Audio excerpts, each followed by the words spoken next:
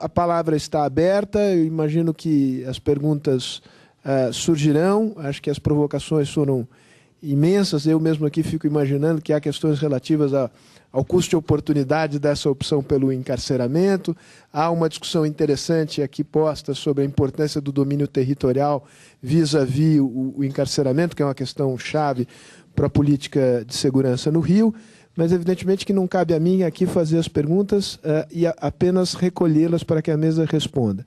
Então a palavra está aberta, as pessoas que queiram fazer as perguntas, que levante a mão e que se identifiquem.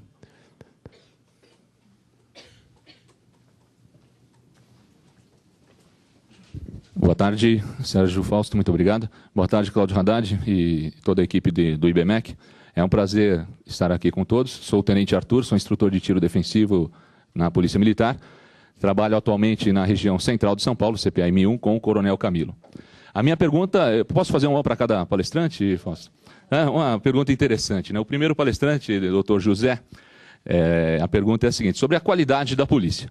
O senhor citou sobre uma palavra que chamou a atenção para nós aqui, o contato adversário da polícia e a comunidade. Aqui, queria só ressaltar a presença dos cadetes da academia. Quem é cadete, por favor, fique em pé rapidamente, só para as pessoas que não os conhecem aqui. São cadetes da Academia do Barro Branco, o curso de graduação aqui em São Paulo, interessados bastante no tema que os senhores trouxeram aqui para nós. Obrigado, cadetes. O contato adversário, polícia e comunidade. Se o senhor puder explicar um pouquinho melhor qual a visão do senhor e como o senhor chegou nessa tese, que é uma tese contrária do que nós aprendemos e o que nós fazemos em termos de instrução. E para o doutor Aloísio, ele falou inicialmente, no segundo tópico dos pontos principais, que não depende de uma polícia melhor.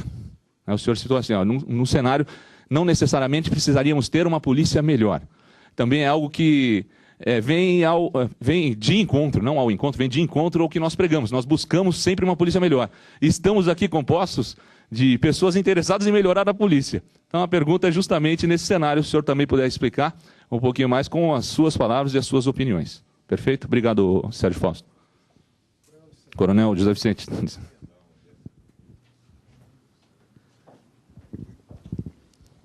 Eu sou José Vicente, sou coronel da reserva da Polícia Militar, sou pesquisador e consultor nessa área aí. É um setor que diz bem de perto até a carreira dos nossos palestrantes e a pergunta do tenente. Na verdade, o encarceramento, por mais que venha acontecendo em São Paulo, também é reflexo do enorme investimento na área educacional. Hoje, a formação de um policial de base aqui em São Paulo tem o dobro da formação, inclusive em qualidade do policial Nova York. Eu estive na academia ano passado lá, e até se dá mais tiros aqui do que lá no Nova York hoje. Nós temos mais de 20 unidades da Polícia Militar de São Paulo com certificação ISO 9000. Inclusive até escolas nossas. A escola de sargento nossa é uma escola de altíssima qualificação para o pessoal da rua. Eu queria ver, realmente, só desdobrando a pergunta praticamente aí, o papel da educação, do treinamento, da preparação, porque não é só uma polícia que vai apenas correr atrás do bandido. É uma polícia que está mais em contato com o cidadão do que com o criminoso. É essa mesma polícia que está conseguindo esse resultado. Eu só queria ver essa consideração a respeito do processo educacional na segurança. Muito bem, acho que já tem material suficiente aqui para uma primeira discussão. Eu devolveria a palavra aqui pela ordem das apresentações, primeiro para o Zé Alexandre Sheik. Olha, eu vou dirigir as duas perguntas ao mesmo tempo, a resposta das perguntas. E uma coisa que você levantou que é muito importante, quer dizer, o economista, ele quando vê que A tem um efeito em B, ele não conclui necessariamente que A é a maneira mais eficiente de você ter um efeito em B, que tem várias possibilidades. Então, por exemplo, há vários estudos, começando com o estudo do Levitt, esse é um estudo que confirma as coisas do Levitt, que punição diminui criminalidade. Tá? Então, a primeira coisa que você tenta decompor entre o que essa punição, que parte da punição conta? É a probabilidade de você ser punido? Primeiro, você tem essa divisão entre dissuasão e incapacitação. Né? Então, a pessoa que ela fica com medo porque ela vai ser punido ou porque ela está preso. As duas coisas contam, mas dissuasão também é muito importante. Segunda coisa que chega à conclusão é que você olha o que leva mais à dissuasão. O lado da dissuasão é a probabilidade de você ser pego ou o tempo que você fica na prisão. Né? porque às vezes você pode... Então, uma das coisas que você descobre, você mede essas chamadas elasticidades, que a elasticidade em relação à probabilidade de ser pega é muito maior. E aí entra a qualidade da polícia que você mencionou. A boa polícia é aquela que resolve muito crime. Então, um país como o Japão, por exemplo, por bem ou por mal, 90 e tantos % dos assassinatos terminam numa condenação. Então, você está falando de uma polícia incrivelmente eficiente, que instrui um... Então, o tempo já fica menos importante. O fato do prisioneiro no Japão ficar menos tempo na cadeia, talvez, que nos Estados Unidos, não é tão importante, entendeu? Porque já nos Estados Unidos é muito alta. As taxas no Brasil são muito baixas, e é uma combinação. De fato, há mandatos não cumpridos. Mas, sob o ponto de vista de dissuasão, o que conta é a probabilidade que você vai ser punido, e essa probabilidade é muito afetada por isso. A segunda coisa é levar em conta custos. Então, por exemplo, quando o Heckman olhou o Perry Project, uma das coisas que ele olhou e disse assim, vale mais a pena ensinar uma criança até 3 anos bem, como no Perry, até 5 anos bem, como no Perry Project, ou construir prisão? O que diminui mais a criminalidade? A taxa de retorno no investimento no Perry Project é maior do que da construção de prisão. Então, isso foi uma coisa que o Heckman olhou explicitamente, essa ideia de que tem um efeito maior, a construção de prisão ou a educação de criança muito jovem. Então, só o fato da construção de prisão por si diminuir a criminalidade não quer dizer que é a maneira mais eficiente você diminuir a criminalidade. Deixa eu voltar à questão bom, eu vou voltar um pouquinho a isso, mas deixa eu voltar à questão que foi levantada ali pelo tenente, né? O tenente falou o seguinte, olha, o que é essa história de contato negativo? E como eu falei, o seguinte, no resto do mundo, quando se faz pesquisa de criminalidade, até não há essa questão, não se faz essa pergunta, por exemplo. Se você olhar, há uma espécie de um template, um modelo para pesquisa de criminalidade. Esse modelo internacional de pesquisa de criminalidade não faz essa pergunta. Quando nós estávamos discutindo o processo do IFB, nós decidimos fazer essa pergunta, porque nós dissemos, olha, o Brasil me parece um país que tem mais disso. Eu não sei quem veio com essa ideia, eu não sou pai dessa ideia, mas alguém disse que o Brasil parece ter mais disso. O fato de eles não perguntarem lá fora não quer dizer que no Brasil não seja importante perguntar aqui. E nós ficamos surpresos com o número. Esse número é da pesquisa de vitimização. Esse fato, uma pessoa de cor negra, mais de 6%, nos últimos 12 meses, se sentiram agredidos ou maltratados pela polícia, esse é um número, realmente, é um número muito alto. E isso, evidentemente, conta que há uma espécie de uma dificuldade de contato entre a polícia e uma parcela da população. Não é que isso não aconteça. Nos Estados Unidos sempre se abre jornal, as pessoas falam, ó, houve o abuso da polícia, em Nova York há abuso de polícia, os policiais às vezes são punidos, às vezes não são. Houve um caso super interessante, eu diria, está mudando isso um pouco, né? Porque houve um caso muito interessante de um grupo que anda de bicicleta em Nova York. Eles andam de bicicleta em grupos sem autorização da polícia. E a polícia fica muito ao ouvir vários contatos negativos. E um sujeito foi preso, ele foi preso por ter acusado de atropelar um policial. E alguém estava filmando do lado de fora e descobriu que o policial se jogou contra ele, bateu e derrubou ele no chão. E aí prendeu. Então, obviamente, abuso de polícia existe no mundo inteiro, não quer dizer que a polícia de Nova York é ganha. Agora, evidentemente, nós temos um problema no Brasil. Eu acho que, se você for olhar números para o Rio, vão ser muito piores. Eu acho que uma parte dessa educação que você está dando, essa melhor formação que a polícia paulista está... Eu tenho certeza que esses números vão cair. Porque eu acho que existe uma atitude melhor em relação a isso no Brasil. Mas ainda é um problema, ou era um problema em 2003. Finalmente, eu quero voltar a essa questão que eu levantei da organização industrial das drogas, né? Quer dizer, eu acho que essa é uma das maneiras baratas de você combater a violência, o Estado retomar certos territórios. É barato em relação a outras formas de construção, principalmente porque tem esse efeito de cadeia em vários tipos de criminalidade. Quando você retoma o território, você não só muda o modo de distribuição de drogas, eu acho que não vai diminuir a quantidade de drogas, porque nos outros países isso não levou a uma mudança na distribuição, levou a uma mudança no caráter da distribuição, mas não na quantidade distribuída, mas vai também tornar mais difícil você desmontar carro, vai tornar mais difícil você traficar armas, você fazer um monte de coisas. Bom, eu acho que houve foi mais uma falta de comunicação, né? De aquilo que eu não disse que não era boa inicialmente. Quer dizer, eu estou dizendo o seguinte,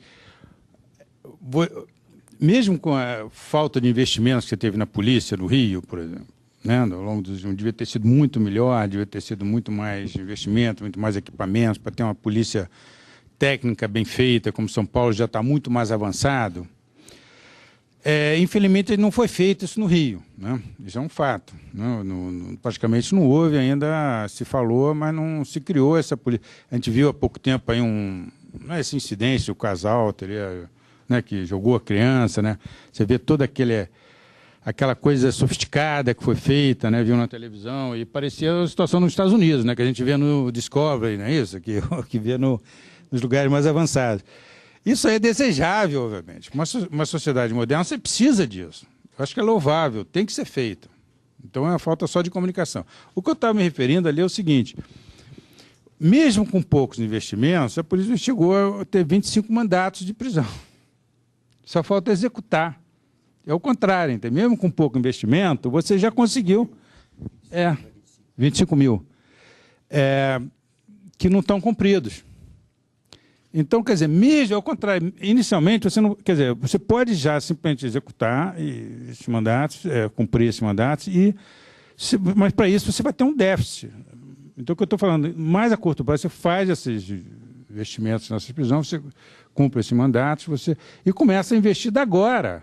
Estou falando, mas para melhoria, quer dizer, para esse encarceramento no curto prazo, não precisa esperar daqui a 4 anos para depois, então, pensar no encarceramento. Você está já feito, mesmo com a precariedade.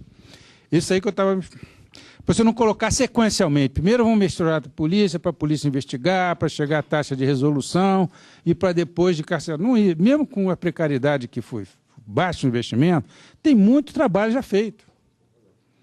Entendeu? Isso que é até surpreendente. Quando eu vi esses números, é só a forma de dizer que ficou um pouco clara, entendeu? Então, E como aqueles números que eu apresentei ali, já é um projeto que você pode, em 4 anos, já encarcerar essas pessoas, cumprir os mandatos, e dali para frente pegar as situações mais difíceis.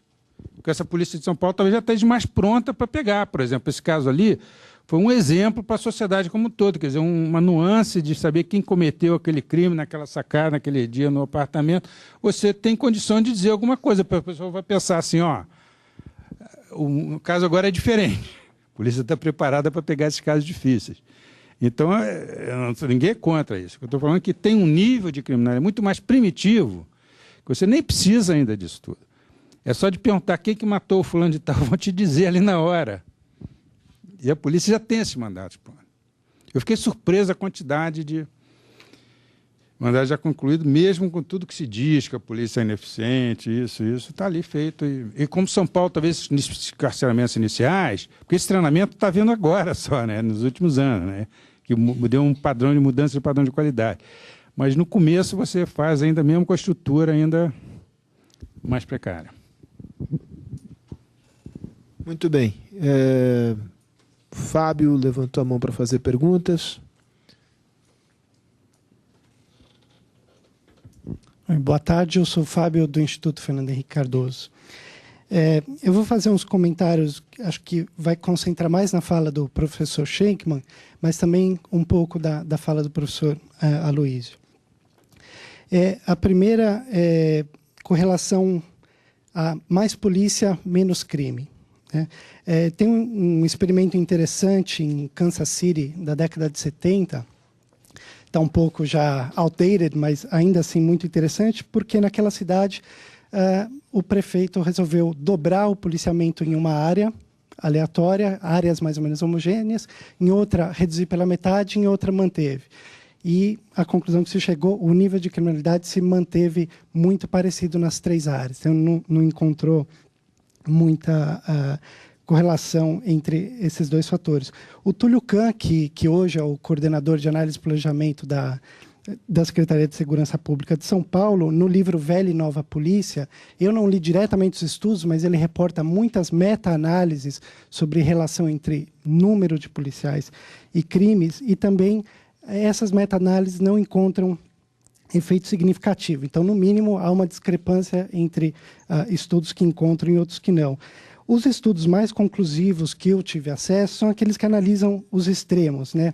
O Nenhuma Polícia, então, estudos que analisam a greve de policiais na Bahia e em Minas Gerais, que encontram, sim, um efeito negativo entre polícia e crime.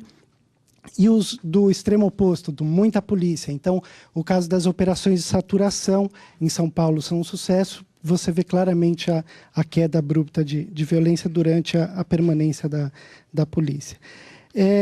O que eu consigo ver de evidência nos estudos que eu tive acesso é que melhor polícia influencia muito mais do que mais polícia, né? Então, mais polícia fazendo um trabalho ruim, com poucos dados, com pouco equipamento, municiado de pouco equipamento, de inteligência, etc., não consegue gerar mais efeitos, mas se você melhorar muito a qualidade da polícia que você já tem, o efeito é maior. Então, eu tenho dúvidas sobre a relação mais polícia, menos crime, simplesmente numericamente, sem analisar polícia melhor, polícia pior. Eu também tinha sido bastante provocado pela ideia de que cumprir mandatos existentes não era necessário melhorar a polícia, mas acho que o senhor já tocou um pouco nesse assunto. Sobre a questão de mais prisões, menos crimes. O efeito dissuasório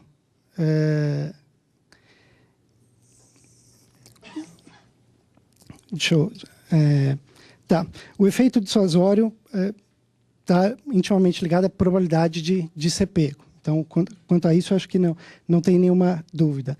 O efeito incapacitação, ele é um efeito que só dura enquanto a pessoa está encarcerada. Tem muitos estudos interessantes, tem uma meta-análise feita pela polícia canadense, com 111 estudos que cobriam dados de 500 mil de prisioneiros no mundo inteiro, que mostra que se a pessoa vai no sistema carcerário e pega uma pena pesada, isso controlado por tipo de crime, aumenta a probabilidade dele ser um reincidente ao sair em 9% do que se ele receber uma pena community service ou coisa parecida. Se ele recebe uma pena baixa, o efeito em relação a community service não é encontrado. O efeito é muito pouco presente. E isso gera um problema, que se a gente for pensar em encarcerar com penas altas, a gente vai estar adiando um problema que essas pessoas um dia vão voltar, a não ser que a gente pense em começar a adotar prisão perpétua e pena de morte no Brasil. Em Nova York, de janeiro de 93 até 2007, dados do Crime Stat, é o sistema nova-iorquino de criminalidade. Aí foi uma palestra que a gente teve no Instituto do professor Christopher Stone, de Harvard, que ele mostrou que a população prisional caiu semana a semana de 93 para cá. Isso não quer dizer que a polícia prendia menos, é que eles adotaram uma tática chamada do arrest but not in prison. Então, aumenta a probabilidade de ser pego, e aí acho que a gente está em pleno acordo de que é importante que a pessoa sinta que o risco de ser pego é muito alto, mas a pessoa passava alguns dias na carceragem, às vezes de delegacia, às vezes da prisão do condado, e já era libertada. Então, em vez de ela sofrer uma sentença de 5, 10 anos, ela rapidamente saía, voltava para a rua, mas sabia que a probabilidade de ser pega era muito grande. Tá. E acho que por enquanto dá.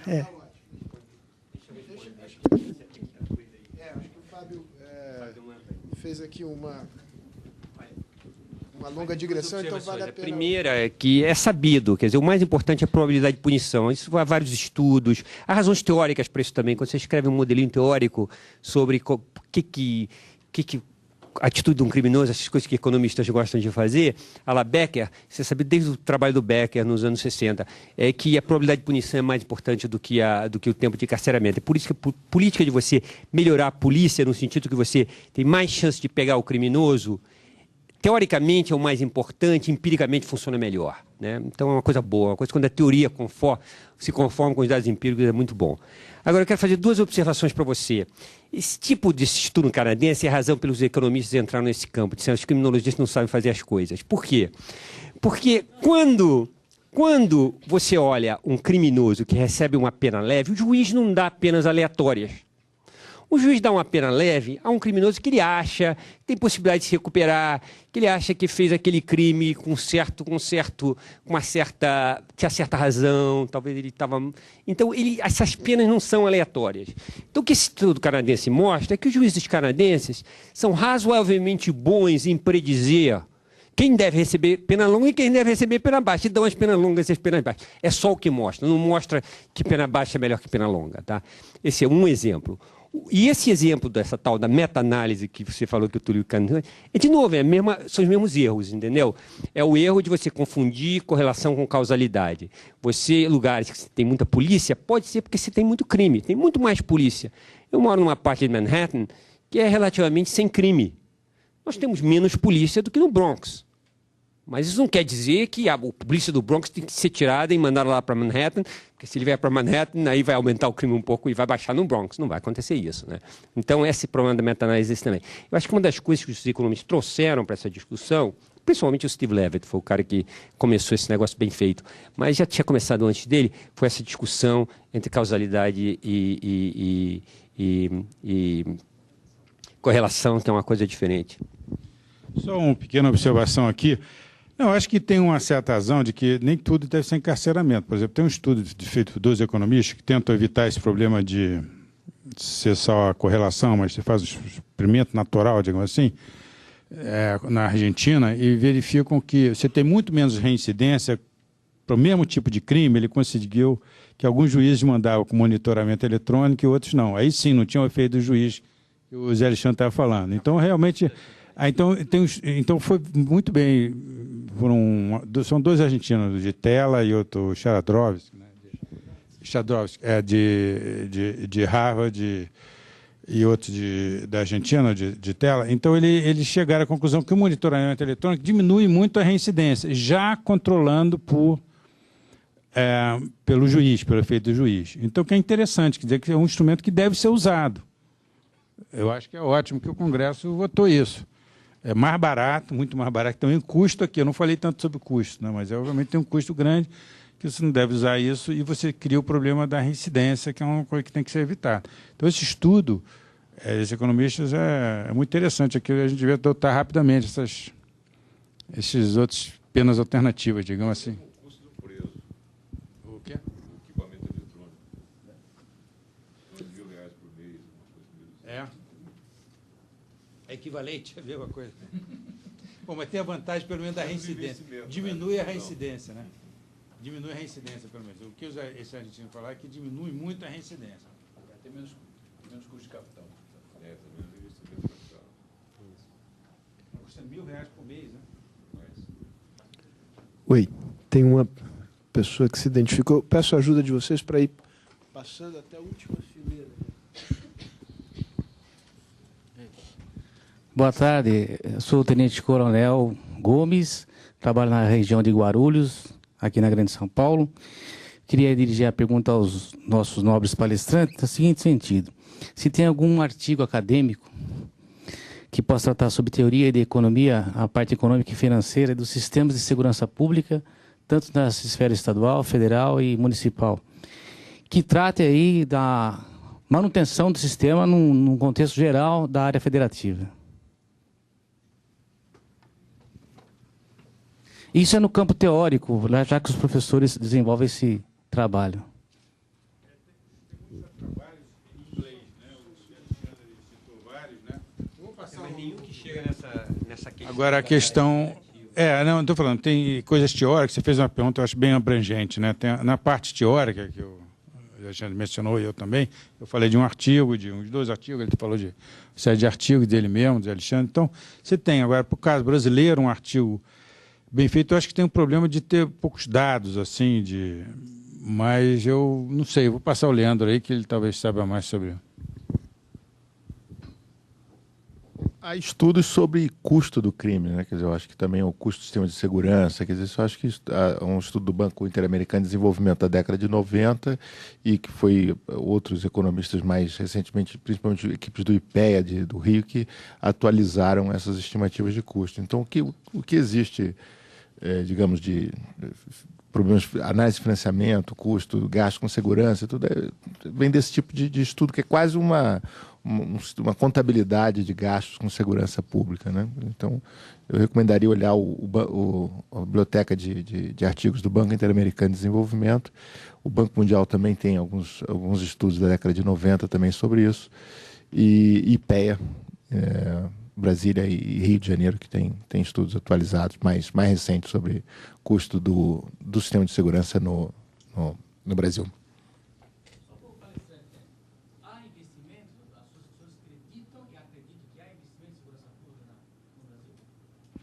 Se há investimento? Não, tem investimento. Eu não sei se tem investimento. A minha vida, eu não tenho um estudo perfeito, mas meu sentimento é que tem investimento muito abaixo do adequado. Tem investimento, obviamente, né? Tem uma parte importante de orçamentos, tanto federal como municipal, né? Estadual é muito substancial. A sociedade investe muito. Agora, eu acho que o problema é tão grande que eu acho que devia investir mais, porque, obviamente, estamos com um nível de violência muito acima do tolerável. Como sempre no serviço público brasileiro, há dois problemas, né? Um problema que existe em vários setores, e provavelmente no setor de segurança, é a quantidade investida. Mas um outro problema que é universal do sistema público brasileiro é como ela é investida, né? Então, nós falamos, o Leandro estava me mostrando um dado outra hora, que 1/3 da Polícia Militar Carioca não está trabalhando na segurança, ela está trabalhando fora da rua, etc. Então, há problemas sérios também no Brasil, muitas vezes, como o dinheiro é gerido. O Brasil é um país que, em geral, não estou falando da segurança em particular, mas, em geral, a quantidade de recursos que o governo investe, em todos os... Quer dizer, investir é uma maneira... É uma palavra que eu acho errada, gasta, né? Porque muitas coisas são gastos correntes. É, em geral, superior àquela de outros países, com nível de renda até mesmo superior ao Brasil e com resultados muito piores. Eu não estou falando da segurança em si, eu nunca vi comparação especial sobre o sistema de segurança. Mas, em geral, gastos correntes no Brasil são altos para um país com nível de desenvolvimento do Brasil. E nós sabemos o tipo de serviço que a gente tem em todos os diferentes áreas, né? 2006, Rio de Janeiro, per capita era maior do que São Paulo. Esse número me lembra, que em 2006 o Rio de Janeiro gastou mais per capita em segurança que São Paulo, com resultados evidentemente piores. Eu fiz uma comparação um tempo atrás de polícia no Rio e Nova York, e não era muito diferente, né? Per capita, né? Não, per capita. O número de polícias per capita não é muito diferente. E, obviamente, com resultados bastante diferentes. Então, é uma questão também da organização do setor. Isso, na segurança no Brasil, não é diferente. Se você for ver o que o governo faz em educação também, nós temos gastos hoje que são... o sistema universitário brasileiro é um sistema relativamente caro e tudo isso, você vai somando todos esses setores e o dinheiro é mal gasto. Primeiro ele, depois chega aí. Boa tarde, Alexandre Marines, economista político da consultoria Mosaico. Eu tenho duas perguntas, acho que vai focar principalmente na palestra do Schenkman. A primeira delas é a seguinte: hoje de manhã eu estava, na verdade, assistindo uma parte do jogo do Brasil, das mulheres contra os Estados Unidos, e fiquei extremamente irritado quando uma jogadora americana derrubou a jogadora brasileira na entrada da grande área, mas como ela já tinha um cartão amarelo, a juíza não deu o segundo cartão amarelo, que ela seria expulsa. Então, minha pergunta é a seguinte: na linha, fomos roubados, mas a minha pergunta é a seguinte: na história de probabilidade de punição, e a maior relevância da probabilidade de punição vis-à-vis a sentença, né, a pena, há diferença substancial entre os Estados Unidos e o Brasil, seja São Paulo ou Rio de Janeiro, em relação ao recorde do criminoso e como isso implica penas futuras caso ele seja pego uma segunda vez no Brasil ou nos Estados Unidos? Porque aí, se a segunda punição for extremamente maior nos Estados Unidos, obviamente a probabilidade de dissuasão do crime é maior, né, na segunda ocorrência. Né? Essa é a primeira pergunta. E a segunda delas, na pesquisa de vitimização, Schenkman, feita pelo Instituto, me chamou a atenção que o número ainda é relativamente pequeno, né? Olhando, eu gosto muito de estatística, como todo economista, e duas perguntas. Primeiro, qual a margem de erro? Né? Se há margem de erro, se foi calculada, obviamente, eu imagino que tenha sido. E se há essa margem de erro, me parece que, na verdade, talvez o fato de que o percentual de agressão cometida por policial possa ser um pouco mais lembrado na memória da pessoa, né? Porque quando a gente é agredido pela autoridade, na verdade, a gente tende a se recordar mais daquele episódio do que uma agressão no dia a dia, né? No cotidiano das pessoas, né? Então, talvez o negro não se sinta ofendido se uma outra pessoa cometer um ato de racismo contra ele num elevador, por exemplo, mas quando um policial o fizer, ele vai lembrar daquilo. Então, a estatística vai refletir isso, né? Então, tem essas duas linhas principais.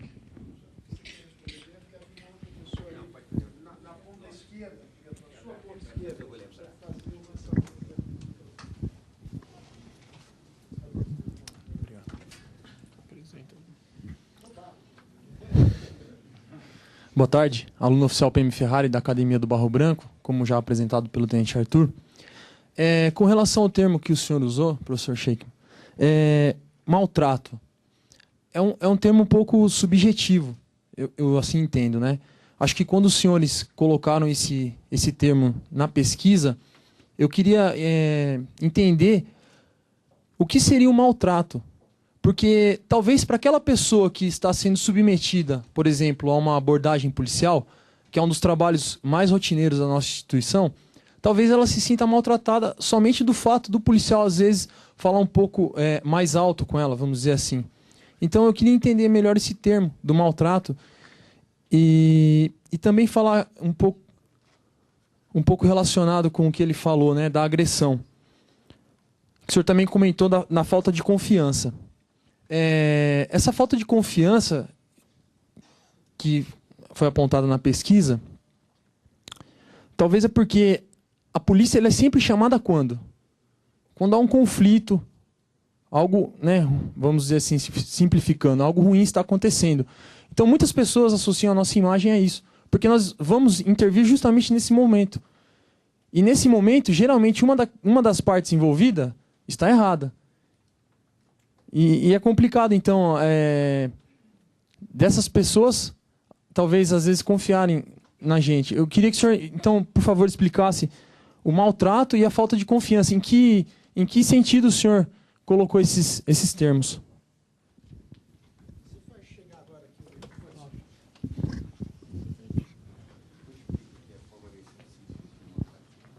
É o maltrato físico, né? Bom, deixa eu responder as perguntas mais ou menos em ordem. Primeiro começar ali, né?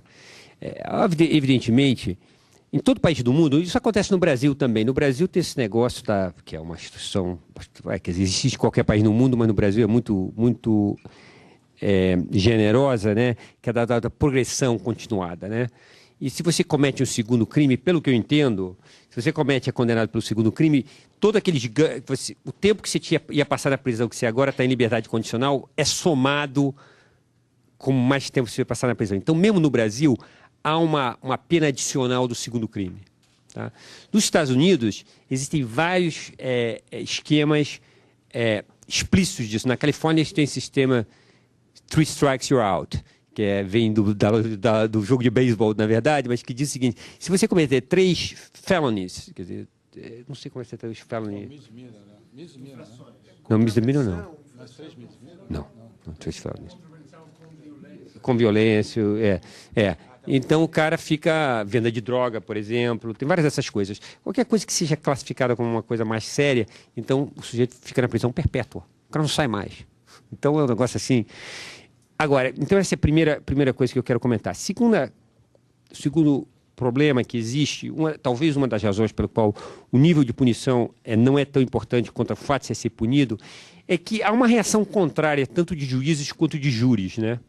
Nos Estados Unidos, você quase sempre, qualquer tipo de felômeno, você tem direito a um júri. Então, os júris tendem a achar que se a pena é muito desproporcional ao que eles acham que o crime eles tendem a considerar a pessoa inocente.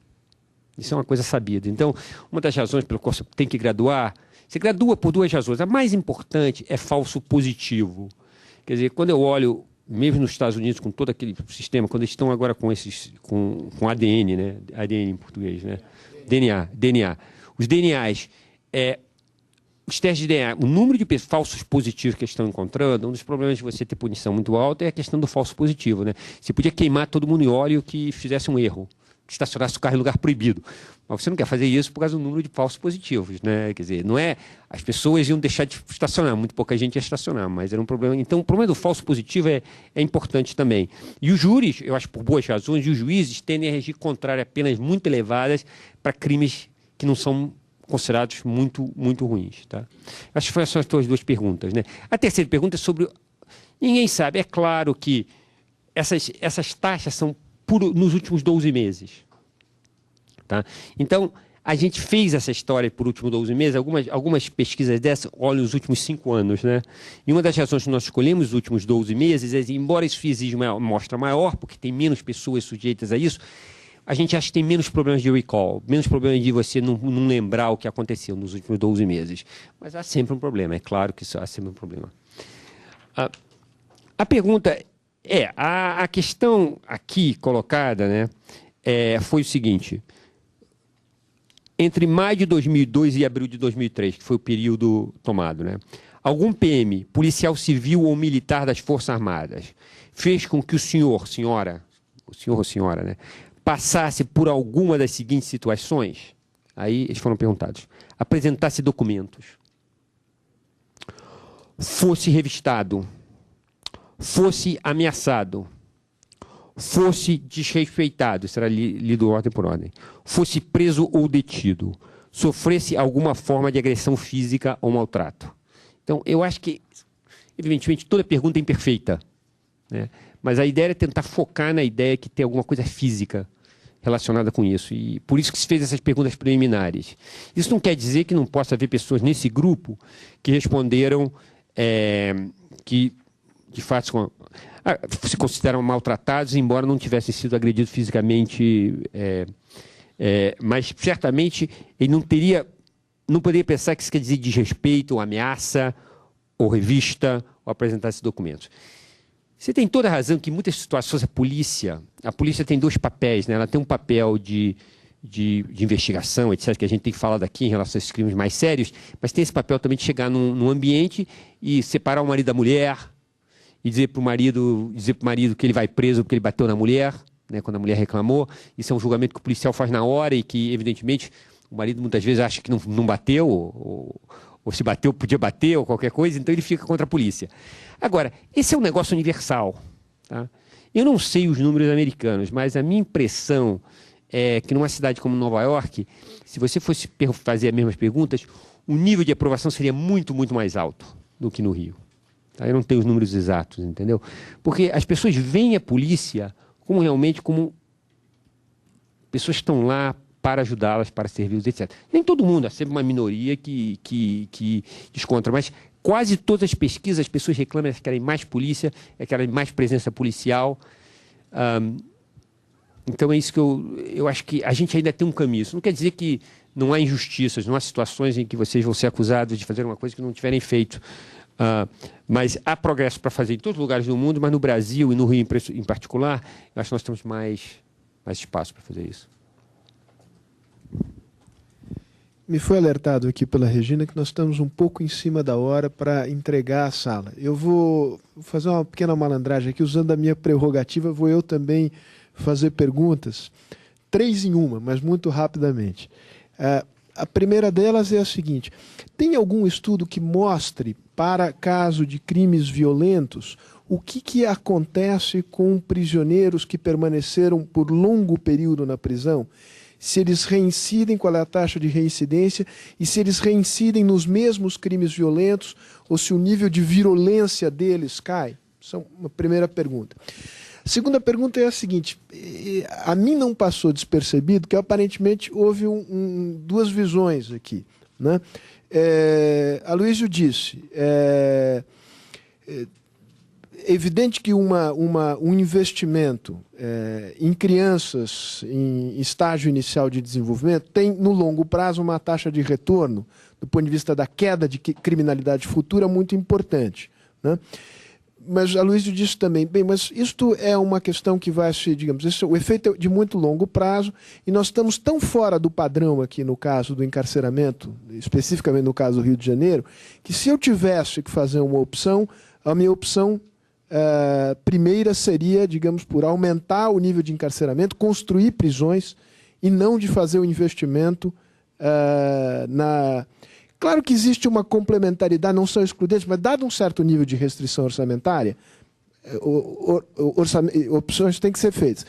O Shenkman sugeriu alguma coisa numa linha um pouco inversa, ou um pouco distinta, ou pelo menos uma nuance aqui, né, com relação a isso. Uma maneira de lidar com esse problema, e aí vai a minha pergunta, é a seguinte: qual é como vocês avaliam a possibilidade, a perspectiva, e qual é a experiência internacional relativa à atração de capital privado para a construção e administração de presídios?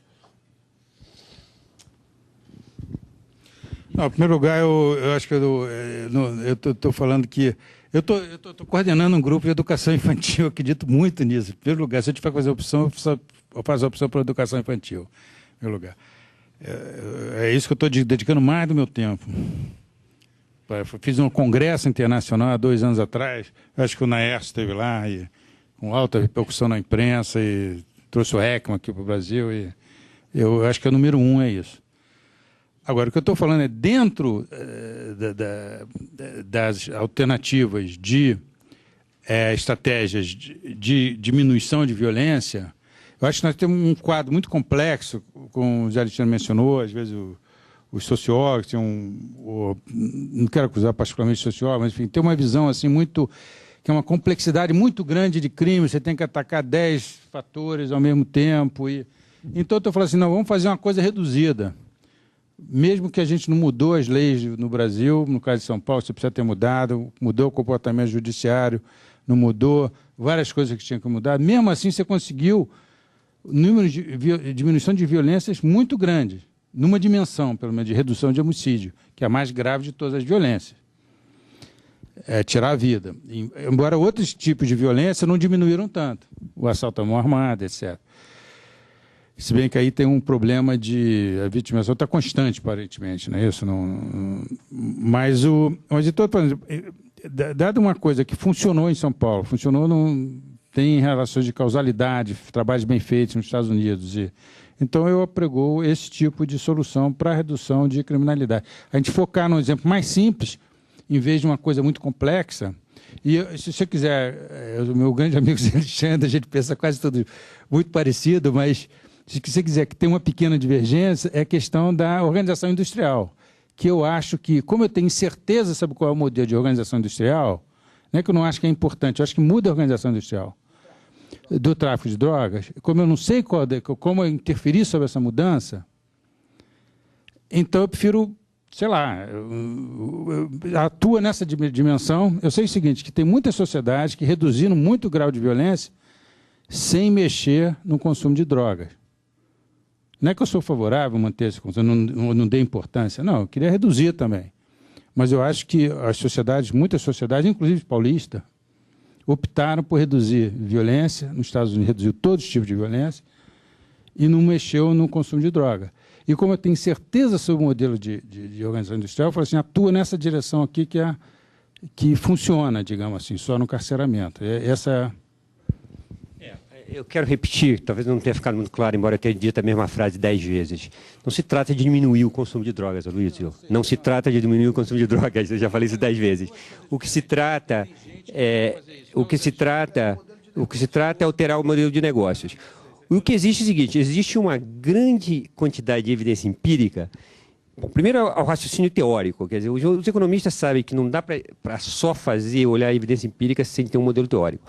O fato teórico do valor do território é um fato teórico óbvio para qualquer economista, que é o tipo de coisa que você pode ensinar no curso de primeiro ano de economia. O território tem valor, e dado que o território tem valor, como tudo em economia, uma das coisas que a gente ensina é exatamente isso, né?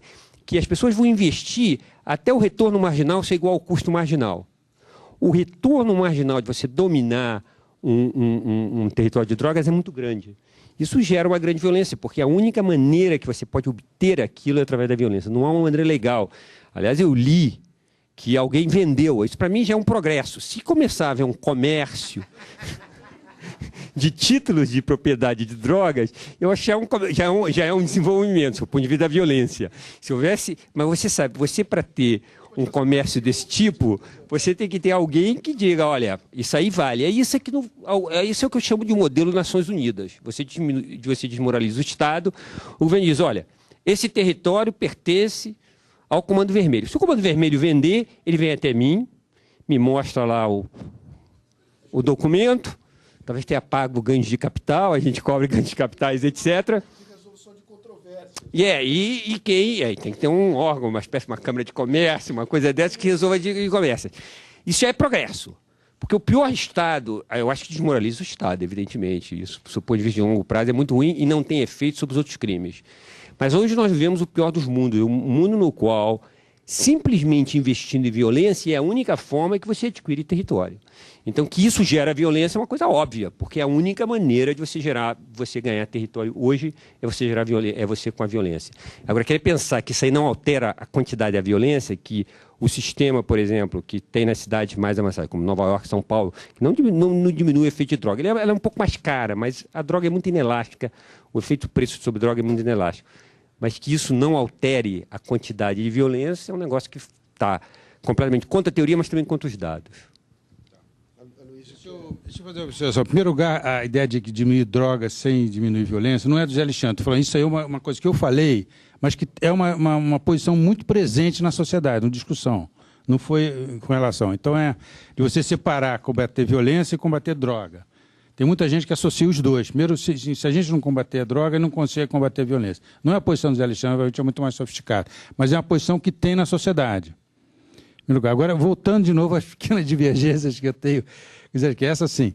O que eu estou dizendo é o seguinte, eu não sei exatamente, porque um modelo que você pode ter, a gente acabou, eu não pensei tanto assim sobre essas coisas, mas o modelo que você pode ter é o seguinte, você tem um número ali de pessoas que, devido a problemas familiares, devido a tecnologias ruins da sociedade, você criou as pessoas e que elas são mais propensas à violência, digamos assim.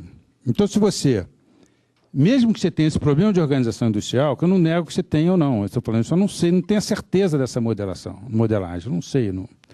Mas mesmo que você tenha em mente esse modelo de organização industrial, se tiver um número fixo dessas pessoas, se você achar que tem uma oferta infinita dessas pessoas, aí não adianta. Você tem que tomar lá o lugar primeiro, porque senão vai ter mais e mais pessoas vindo substituindo as anteriores.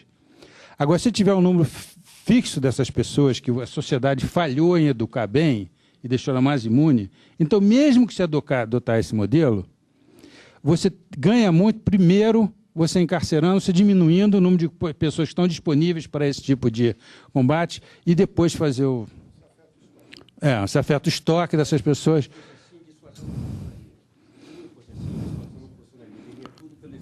Não. Não funciona, porque você tem menos pessoas propensas, não é uma coisa só um estoque fixo, mas estou falando, tem pessoas que só entram com custo de oportunidade mais baixo, quer dizer, com valor esperado de entrar no crime, quer dizer, o interesse que uma pessoa pode ter em interação no crime, que depende da punição e do benefício que ela tem. Agora, se ela pessoalmente tem uma propensão menor a aceitar entrar em atividades criminosas, então, com um certo grau, você vai dissuadir elas de entrar, com certo grau de punição. Mas, primeiro, se estiver numa situação que você tem ainda um grupo muito grande de pessoas, com muito... Então... Você diminui os ganhos, também ela sai. Você diminui, ou você aumenta a perda se ela for pega, ou você diminui os ganhos se ela não for pega. As duas coisas funcionam.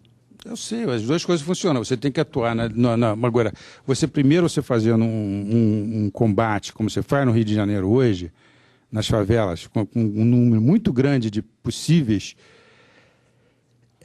de pessoas que deviam estar na prisão, e você fazer nesse contexto, você vai ter muito mais sangue, muito mais pessoas, como se fala, que morrem com contato com a polícia, e situação muito mais difícil de ser resolvida do que se você começar a encarcerar, você tem uma diminuição esse nível de violência que você potencialmente tem, e você eventualmente tem uma política desse tipo.